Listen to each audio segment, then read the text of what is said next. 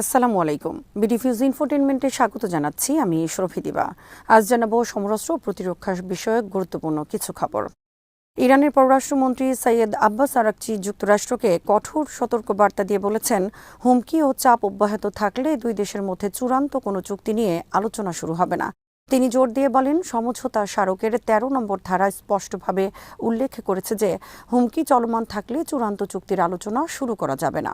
আজ সামাজিক যোগাযোগ মাধ্যম এক্সে এক বার্তায় আরাকচি বলেন, লক্ষ লক্ষ গর্বিত ইরানি ঐক্যবদ্ধভাবে মহান আয়াতুল্লাহ খামেনি এবং তার উত্তরাধিকারের প্রতি শ্রদ্ধা জানাতে সমবেত হয়েছেন। তাদের কিংবা আমাদের সাহসী সশস্ত্র বাহিনীকে কোনো হুমকি ভীত করতে পারবে না। তিনি যুক্তরাষ্ট্রের উদ্দেশ্যে আরও বলেন, সমঝোতা স্মারকের ১৩ নম্বর ধারা পরিষ্কার, হুমকি অব্যাহত থাকলে চূড়ান্ত চুক্তি নিয়ে আলোচনা শুরু হবে না। আপনারা নিজেদের স্বাক্ষরের সম্মান রক্ষা করুন।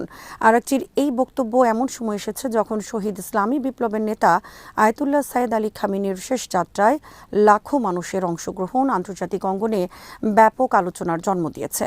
ইরানি কর্মকর্তাদের মতে এই বিশাল জনসমাগম দেশটির জনগণের ঐক্য, স্থিতিশীলতা এবং রাষ্ট্রের প্রতি সমর্থনের প্রতীক। ইরানের পররাষ্ট্র দপ্তরের দৃষ্টিতে শেষ যাত্রায় জনগণের ব্যাপক উপস্থিতি ও জাতীয় সংহতির বার্তা যুক্তরাষ্ট্রের প্রতি একটি স্পষ্ট সংকেত বহন করে। তেহরানের দাবি, যদি ওয়াশিংটন সত্যি কূটনৈতিক সমাধান চায় তবে তাকে প্রথমে হুমকির ভাষা পরিহার করতে হবে এবং ইসলামাবাদের স্বাক্ষরিত সমঝোতা স্মারকের শর্তাবলী মেনে চলতে হবে। বিশ্লেষকদের মতে আরাকচির সাম্প্রতিক মন্তব্য ইঙ্গিত করছে যে ভবিষ্যৎ আলোচনার পথ পুরোপুরি নির্ভর করবে যুক্তরাষ্ট্রের আচরণ ও পূর্ববর্তী প্রতিশ্রুতি বাস্তবায়নের উপর। ইরানও স্পষ্ট করে দিয়েছে, পারস্পরিক সম্মান ও প্রতিশ্রুতি রক্ষার ভিত্তিতেই কেবল নতুন কোনো চুক্তির পথে অগ্রসর হওয়া সম্ভব। ইরানের পররাষ্ট্র মন্ত্রণালয়ের মুখপাত্র ইসমাইল বাঘাই হরমুজ প্রণালী নিয়ে জার্মান পররাষ্ট্রমন্ত্রীর সাম্প্রতিক মন্তব্যের তীব্র সমালোচনা করেছেন। তিনি ওই মন্তব্যকে লজ্জাজনক আখ্যা দিয়ে বলেছেন, এটি বাস্তবতাকে বিকৃত করার পাশাপাশি ইরানের বিরুদ্ধে সামরিক আগ্রাসনে জার্মানির ভূমিকা আড়াল করার চেষ্টা। সামাজিক যোগাযোগ মাধ্যম এক্সে দেয়া এক পোস্টে বাঘাই বলেন, হরমুজ প্রণালী নিয়ে জার্মান পররাষ্ট্রমন্ত্রীর বক্তব্য অত্যন্ত লজ্জাজনক। এটি বাস্তবতার জঘন্য বিকৃতি এবং ইয়োহান ভলফগান ফন গেটের বিখ্যাত রচনা ফাউস্ট এর মেফিস্টোফেলেস চরিত্রের কৌশলী প্রতারণার কথা মনে করিয়ে দেয়। তিনি আরও দাবি করেন, ইরানের বিরুদ্ধে সংঘটিত সামরিক আগ্রাসনে জার্মানি প্রত্যক্ষভাবে জড়িত ছিল এবং এ কারণে দেশটিকে তার কর্মকাণ্ডের পূর্ণ দায়ভার বহন করতে হবে। ইরানি মুখপাত্র বলেন, ইরানের বিরুদ্ধে অবৈধ যুদ্ধ এবং ইরানি জনগণের উপর সংঘটিত যুদ্ধাপরাধে বার্লিন সরকারের ভূমিকার জন্য তাদের জবাবদিহি করতেই হবে। উস্কানিমূলক বক্তব্য দিয়ে এই দায় এড়ানোর কোনো সুযোগ নেই। বাঘাই আরও বলেন, আন্তর্জাতিক আইন লঙ্ঘন করে পরিচালিত যে কোনো সামরিক পদক্ষেপের জন্য সংশ্লিষ্ট রাষ্ট্রগুলোর জবাবদিহি নিশ্চিত করা উচিত। তার মতে, ইরানের বিরুদ্ধে নেওয়া পদক্ষেপে যারা প্রত্যক্ষ বা পরোক্ষভাবে সহায়তা করেছে তাদেরও আন্তর্জাতিক আইনের আওতায় দায় বহন করতে হবে। হরমুজ প্রণালীকে কেন্দ্র করে সাম্প্রতিক উত্তেজনার মধ্যে তেহরানের এই প্রতিক্রিয়া ইঙ্গিত দিচ্ছে যে পশ্চিমা দেশগুলোর সঙ্গে ইরানের কূটনৈতিক বিরোধ আরও তীব্র হতে পারে। একই সঙ্গে জার্মানির বিরুদ্ধে ইরানের অভিযোগ দুই দেশের সম্পর্কেও নতুন উত্তেজনার সৃষ্টি করতে পারে। সিরিয়ার রাজধানী দামেস্কে সফররত ফ্রান্সের প্রেসিডেন্ট ইমানুয়েল ম্যাক্রো যে হোটেলে অবস্থান করছিলেন তার কাছাকাছি আজ একাধিক বিস্ফোরণের ঘটনা ঘটেছে। তবে ফরাসি প্রেসিডেন্ট সম্পূর্ণ নিরাপদ রয়েছেন এবং নির্ধারিত কর্মসূচি অনুযায়ী সফর চালিয়ে যাচ্ছেন বলে জানিয়েছে এলিসি প্রাসাদ। নিরাপত্তা সূত্রের বরাত দিয়ে জানা গেছে, বিস্ফোরণের পর এলাকায় ধোঁয়া দেখা যায় এবং দ্রুত সড়কগুলো বন্ধ করে কঠোর নিরাপত্তা ব্যবস্থা গ্রহণ করা হয়। তবে এলিসি জানিয়েছে, প্রেসিডেন্টের মোটরকেড থেকে বিস্ফোরণের শব্দ শোনা যায়নি। সফরসঙ্গী সাংবাদিকরাও কোনো ধরনের আতঙ্ক বা বিশৃঙ্খলা প্রত্যক্ষ করেননি। বিস্ফোরণের কিছুক্ষণ পরই ম্যাক্রো সিরিয়ার প্রেসিডেন্ট আহমেদ আল শারার সঙ্গে প্রেসিডেন্ট প্রাসাদে বৈঠক করেন। এই সফরের মাধ্যমে ইউরোপীয় ইউনিয়নের কোনো সদস্য দেশের রাষ্ট্রপ্রধান হিসেবে ২০২৪ সালে বাশার আল আসাদের পতনের পর প্রথমবার সিরিয়া সফর করলেন ম্যাক্রো। সফরটি এমন সময় হচ্ছে যখন দীর্ঘ ১৩ বছরের যুদ্ধবিধ্বস্ত সিরিয়াকে পুনর্গঠনের চেষ্টা করছেন প্রেসিডেন্ট আল শারা। একসময় আল কায়দার সঙ্গে সংশ্লিষ্ট থাকলেও তিনি বর্তমানে পশ্চিমা ও মধ্যপ্রাচ্যের বিভিন্ন দেশের সঙ্গে সম্পর্ক জোরদার করার উদ্যোগ নিয়েছেন। তবে দেশটিতে এখনও নিরাপত্তা পরিস্থিতি অস্থিতিশীল।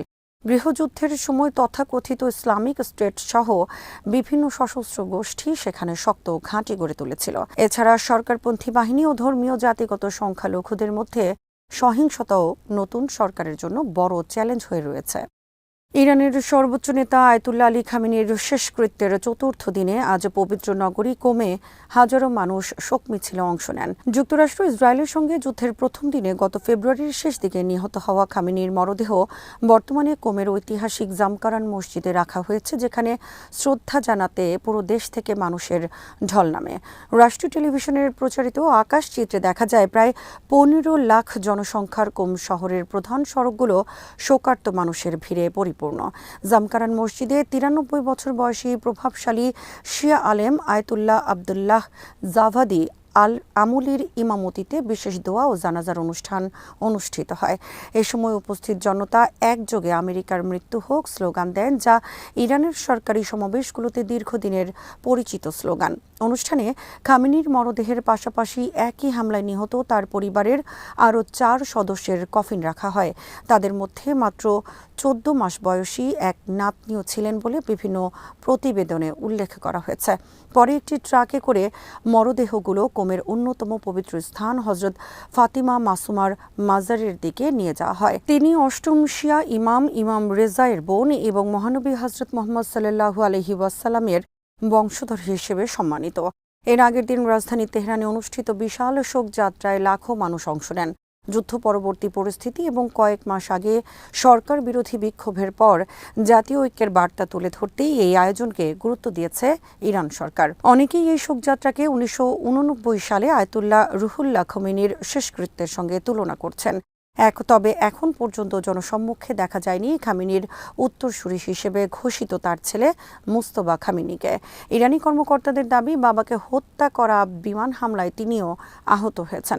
বুধবার ইরাকে আরেকটি শোকযাত্রা অনুষ্ঠিত হওয়ার কথা রয়েছে। আর বৃহস্পতিবার খামেনিকে তার জন্মস্থান উত্তর পূর্বাঞ্চলের পবিত্র শহর মাশহাদে দাফন করা হবে। যুক্তরাষ্ট্রের পঞ্চম প্রজন্মের যুদ্ধবিমান F-35 কর্মসূচিতে তুরস্ককে পুনরায় অন্তর্ভুক্ত করার বিষয়ে ইতিবাচক অবস্থান নিয়েছেন মার্কিন প্রেসিডেন্ট ডোনাল্ড ট্রাম্প। সোমবার প্রকাশিত নিউ ইয়র্ক টাইমসের এক প্রতিবেদনে প্রশাসনের 4 জন জ্যেষ্ঠ কর্মকর্তার বরাতে বলা হয়, ট্রাম্প তুরস্কের প্রেসিডেন্ট রিসেপ তাইব এরদোয়ানকে জানাতে পারেন যে তিনি তুরস্ককে আবারও F-35 কর্মসূচিতে যুক্ত করার বিষয়ে প্রস্তুত। এ নিয়ে উভয় নেতার মধ্যে চিঠি বিনিময়ের সম্ভাবনাও রয়েছে বলে প্রতিবেদনে উল্লেখ করা হয়েছে। প্রতিবেদনটি এমন সময় প্রকাশিত হলো যখন ট্রাম্প ন্যাটো সম্মেলনে যোগ দিতে আঙ্কারায় যাচ্ছেন এবং সেখানে এরদোয়ানের সঙ্গে তার বৈঠক হওয়ার কথা রয়েছে। 2019 সালে তুরস্ক রাশিয়ার তৈরি S-400 এয়ার ডিফেন্স সিস্টেম কিনলে ওয়াশিংটনের সঙ্গে আঙ্কারার সম্পর্কের অবনতি ঘটে। যুক্তরাষ্ট্রের অভিযোগ ছিল S-400 ব্যবস্থা F-35 এর নিরাপত্তার জন্য ঝুঁকিপূর্ণ। এর জেরে যুক্তরাষ্ট্র তুরস্কের উপর নিষেধাজ্ঞা আরোপ করে এবং দেশটিকে F-35 কর্মসূচি থেকে বাদ দেয়। পাশাপাশি কংগ্রেস এমন আইন পাশ করে যাতে তুরস্কের কাছে S-400 থাকা অবস্থায় তাদের কাছে F-35 বিক্রি নিষিদ্ধ থাকে। তবে ট্রাম্প প্রশাসনের সময় দুই দেশের সম্পর্ক কিছুটা উষ্ণ হয়েছে। গত মাসে যুক্তরাষ্ট্রের প্রশাসন কংগ্রেসকে তুরস্কের কাছে $70 কোটি বেশি মূল্যের যুদ্ধ বিমানের ইঞ্জিন বিক্রির পরিকল্পনার বিষয়ে আনুষ্ঠানিকভাবে অবহিত করে।